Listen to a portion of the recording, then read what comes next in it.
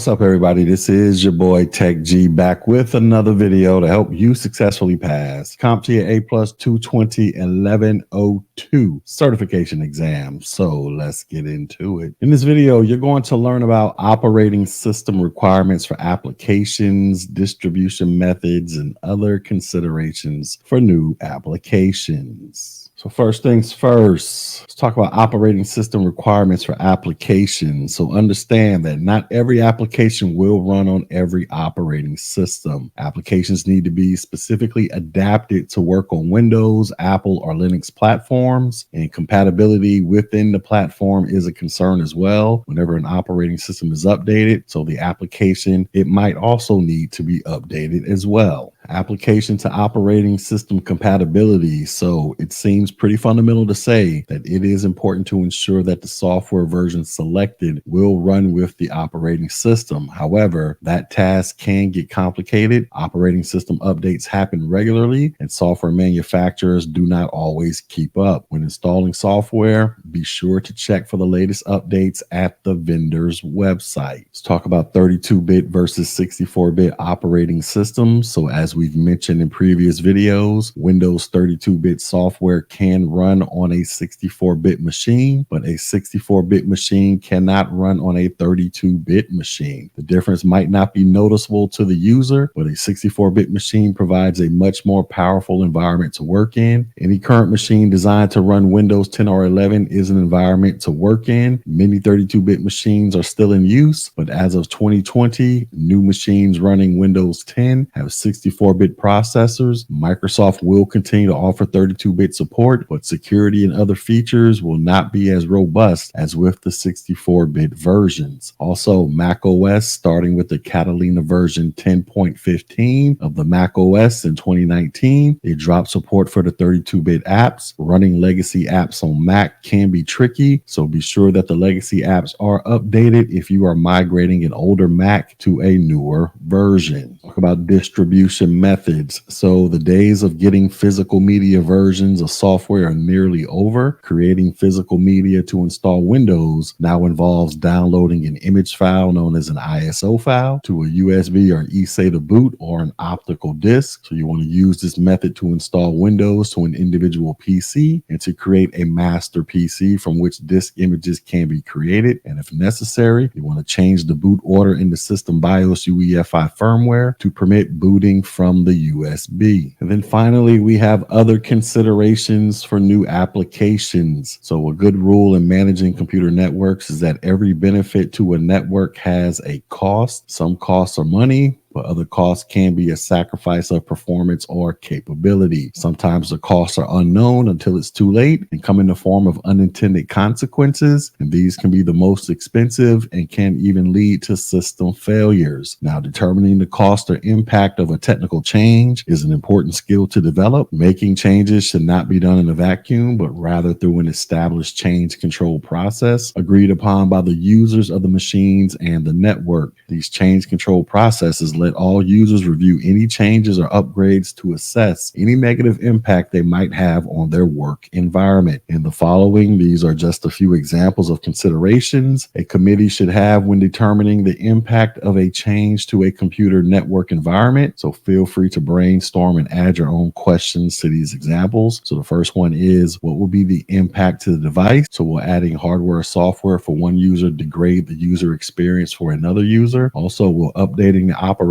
system cause legacy software to stop working? Next consideration is impacts to the network. So will adding new users and devices degrade the current network performance? And how will adding network storage improve or degrade network capabilities? Another consideration is the impact to operation. So will new software updates take down the network for significant periods? And will moving to the cloud impact the processing time of sales transactions? And then we have the impact to business. Will adding security software lock out business partners? And can the business financially afford the upgrades? And do they make economic sense in the long run? All right, so this was my quick video on operating system requirements for applications, distribution methods, and other considerations for new applications.